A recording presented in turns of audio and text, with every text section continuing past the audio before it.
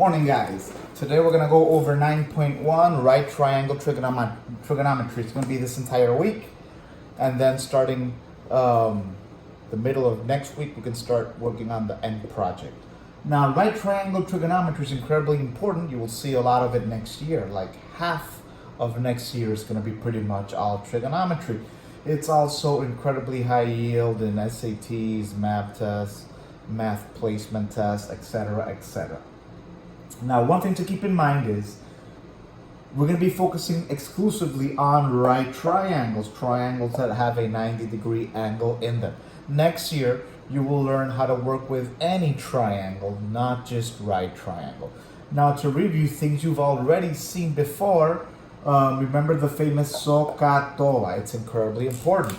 The S stands for sine, the O is opposite, the H is hypotenuse. For the K is sine, cosine, and then the A is adjacent, the H is hypotenuse. And the TOA, the T is tangent, the O is opposite, and the A is adjacent. Now again, this is a review before we start getting into the class. Now, the hypotenuse will always be the same. The hypotenuse, there's a couple of ways to recognize the hypotenuse. First of all, visually, it is the longest side. Second, sometimes it's not very easy to see which side is the longest. Well, and one way to definitely point it out is the hypotenuse is always the side opposite of the right angle. If this is the right angle, the side opposite of the right angle will always be the hypotenuse. So if they give you a flipped triangle like that, one of all these angles, I know this is, it doesn't look like it, but this would be the hypotenuse. Oops, sorry about that. Totally fine, believe me, I've been doing my social distancing. So now we got that clear, the hypotenuse, which is very simple. Now we're going to go over the concept of adjacent and opposite, which changes. Again, think of this corner. If I'm looking at this corner, the corner opposite to this corner would be this corner right now. And the corners adjacent to this corner would be these two corners, if I'm using this angle. Pero profe, the book says that we have to use this angle. Well, now it switches. Because again, this is a reference point. If this is the angle I'm using, now this angle would be the opposite because it's not touching. And the sides that make the angle would be the adjacent. Now this is a square, so there are two adjacents and one opposite. In case of a triangle, they will either give you one right angle or the other. Let's assume this is the exact same triangle. They're either going to give you this or they're going to give you this. You will never use the right angle, and you'll see why right now.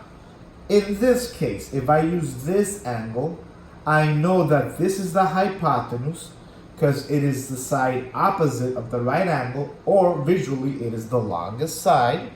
Now, if I'm using this angle, the other side that makes up that angle, which is not the hypotenuse, becomes the adjacent side.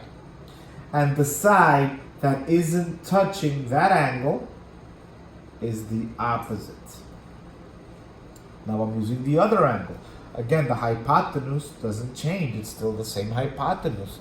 But now, the side that makes up the angle, which is not my hypotenuse, is currently my new adjacent side. And the side that isn't touching the angle, or isn't made up by the angle, is the opposite. So you can see the opposite and the adjacent change. The hypotenuse stays the same. So it is very important to pay attention to what angle they're asking me to use. For example, if I ask you to use this angle, and I know that my hypotenuse is 5, and this side is 4, and this side is 3. If I ask you to do sine, or find the ratio sine of this angle, from this angle, I would go opposite divided by my hypotenuse. If I were not paying attention and I use this angle instead of the angle I should use, the opposite now would be 4 and my hypotenuse would be 5. So you can see it's not the same thing. You have to be paying attention to what angle they're giving you or what angle you need to use. It's incredibly important.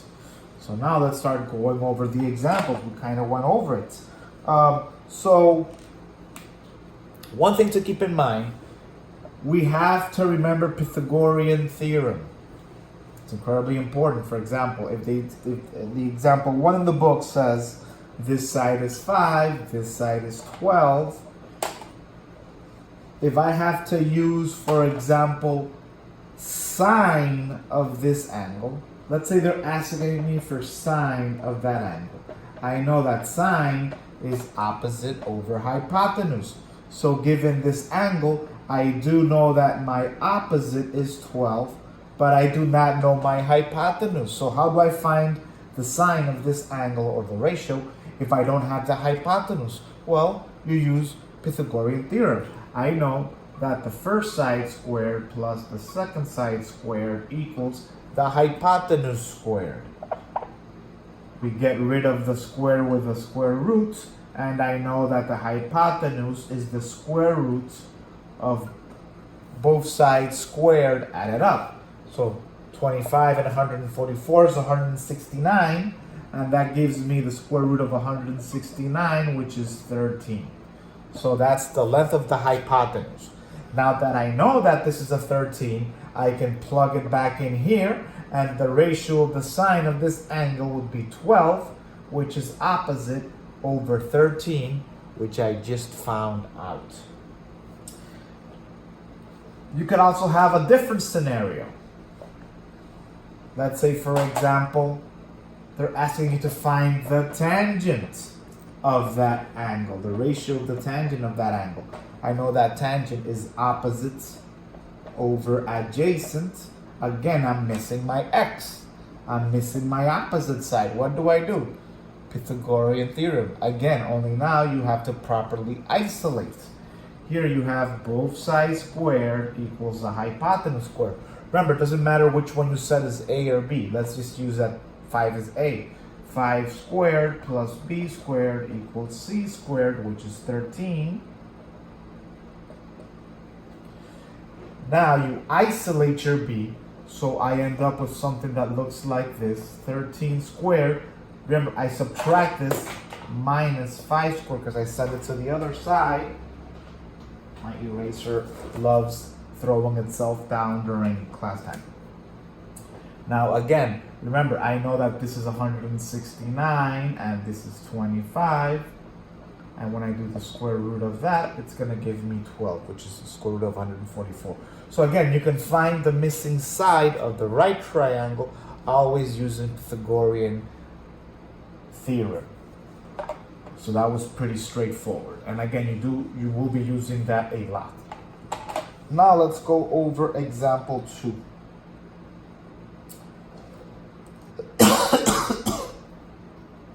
Example 2 is pretty much what we just went over. They're giving you two sides, you find the third, and then evaluate the identities. Now note that they're doing something called rationalization in the book. They're leaving radicals in the denominator. I'm gonna have to maybe give you a class next week, something about that, but for the moment you can just leave the radical in the denominator, but you should remove it. Again, it's not that difficult, but today I want to focus exclusively on trigonometric identities. So in example 2, they're telling me that one side is 4, the hypotenuse is 7. And they're telling me find all the identities or the trigonometric functions. Find all the trigonometric functions. Sorry about that. Now, first of all, remember, sine is opposite over hypotenuse. Cosine is adjacent over hypotenuse. Tangent equals opposite over adjacent. So, ka, toa. Now, Prof, you mentioned 6 functions, but there's only 3 there. You have to remember the inverse functions, which are exactly the same, only flipped. Now, one thing to keep in mind, many students get confused. They say, what's the opposite of sine? Cosine. What's the opposite of secant? Cosecant. What's the opposite of tangent? Cotangent. Well, only one of those three is right. The opposite of tangent is actually cotangent. And cotangent, all you have to do is reciprocate. And cotangent is adjacent over opposite. So again, the inverse you reciprocate, and the inverse of tangent is cotangent. But this co-inverse, logic does not apply to cosine and sine. Because right now you can see that sine and cosine, one is opposite over hypotenuse, the other one is adjacent over hypotenuse. The opposite of sine is cosecant, and that is hypotenuse over opposite. And the opposite of cosine is secant, and it would be hypotenuse over adjacent. Prof, that's slightly confusing. Well, maybe it is, but there's a very simple trick I teach my students to remember, which are the inverses, and it's very simple. You put your options: sine, secant, and a co between them. Sine, secant, and co. So if I join these two, I have cosine, which is what I have here. And the one that's left by itself is the inverse. So the inverse of cosine is going to be secant. If I join these two, I'm left with sine and cosecant. So I know that the inverse of sine is cosecant. Note, these two cannot be joined. So that's a very simple way to remember inverses. You put sine, secant, co in the middle. If I choose cosine, the inverse is secant. If I leave my sine by itself, the inverse is cosecant. Or you can also say the inverse of cosecant is sine. Same deal. So that's one way to remember this. So now that I have my 6 trigonometric functions, I have to find the missing side, and again, this is a right angle. I have to find the missing side, and then I just plug in the values. Now, again, a squared plus b squared equals c squared. 4 squared plus b squared equals 7 squared, is 49. 16 plus b squared equals 49. Minus 16 minus 16. I'm left with b squared equals 33. Square root. That number note cannot be simplified. Square root of 33.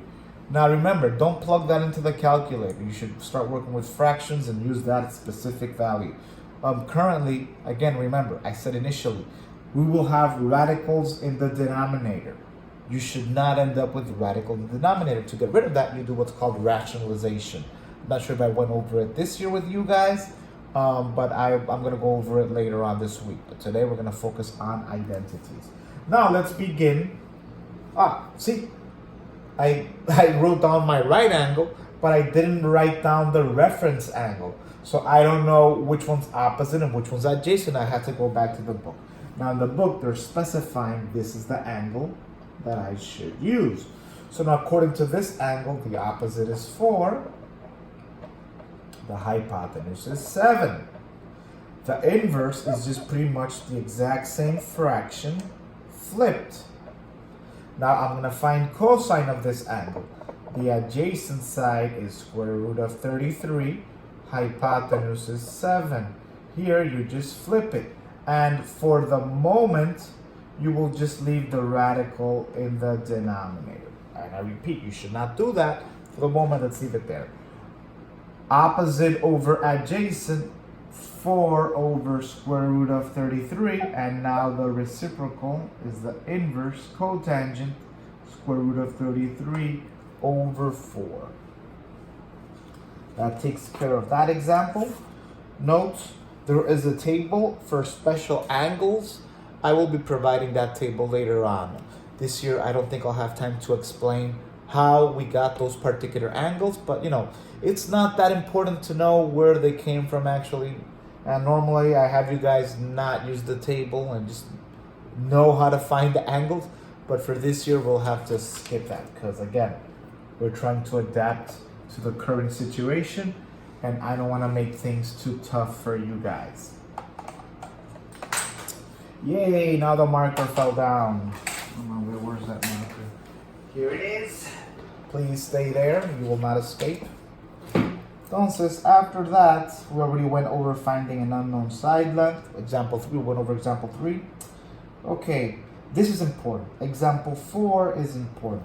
It says using a calculator to solve a right triangle. Now they're actually giving me the value of an angle.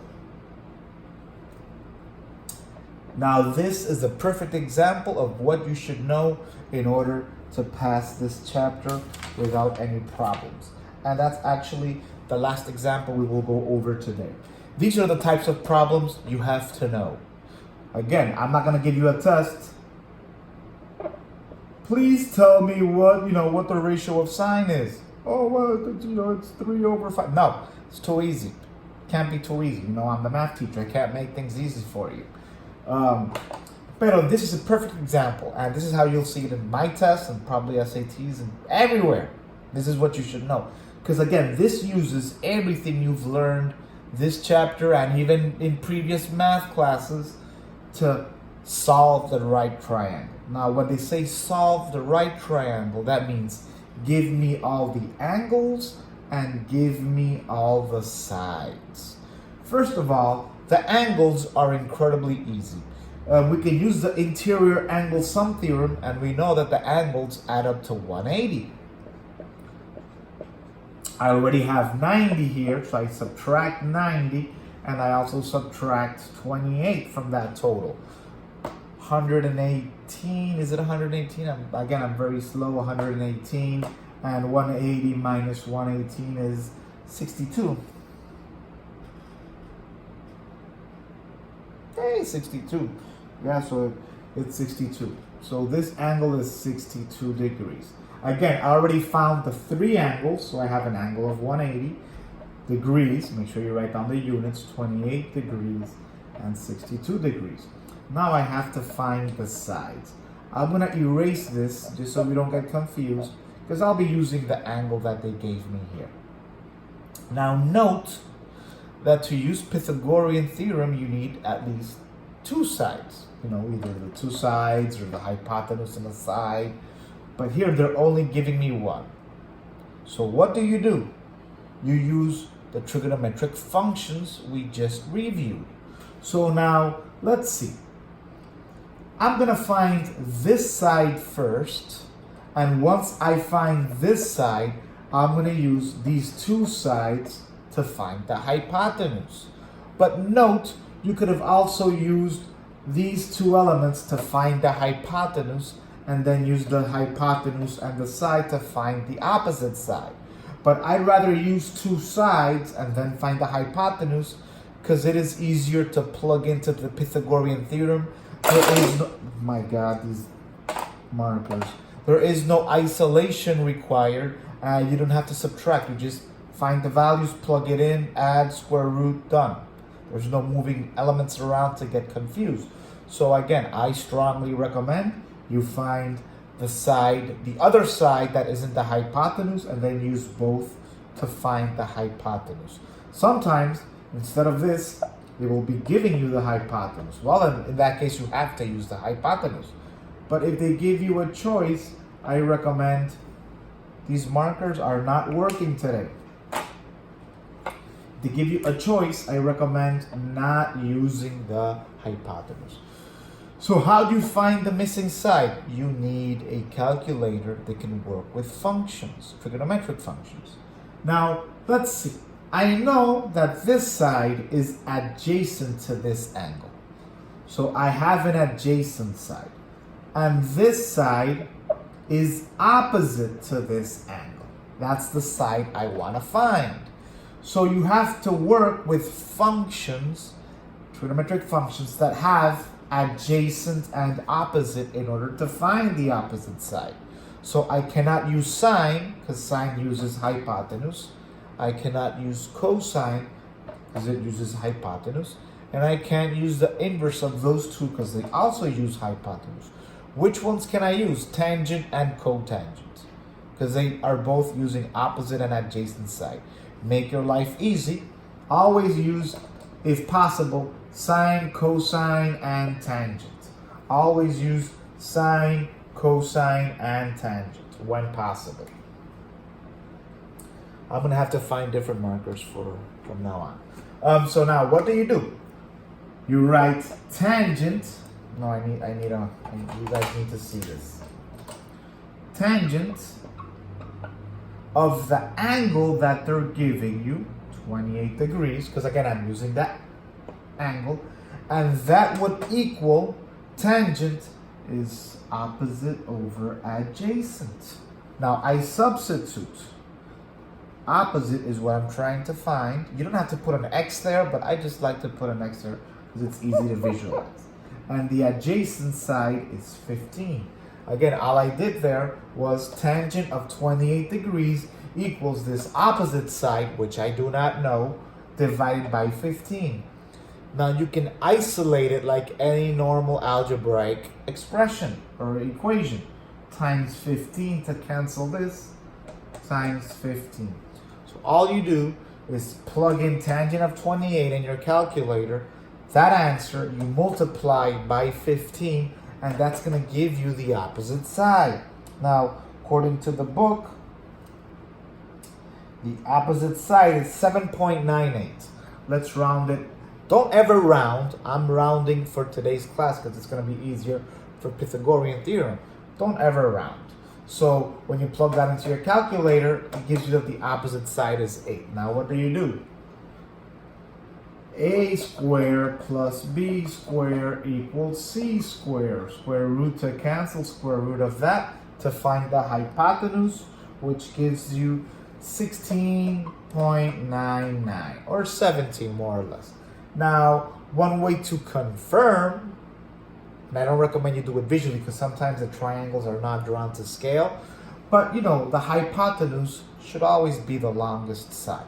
If this were for some reason giving you 6.99, there's a problem somewhere. The hypotenuse has to be the longest side. Now you could have other problems. Just because the hypotenuse is the longest side doesn't mean that you are correct, but at least it's in the realm of possibility because many students sometimes put the hypotenuse as a shorter side and there's a mistake somewhere. Also note we are working with degrees. If your calculator is currently in radian mode, which it shouldn't be, make sure you switch it to degree mode by hitting mode. Then you look for degree radian, you put degrees. Next year, we will be working with radians. That's why this year, you should just be using degrees. That's pretty much it. Now note, these are the problems you should be able to work on. And also, one thing to keep in mind where also students get confused. Instead of this side, let's say they were giving me this side. Okay. Now I know that tangent 28 equals opposite over adjacent. Now notice that for this isolation, the x is the denominator.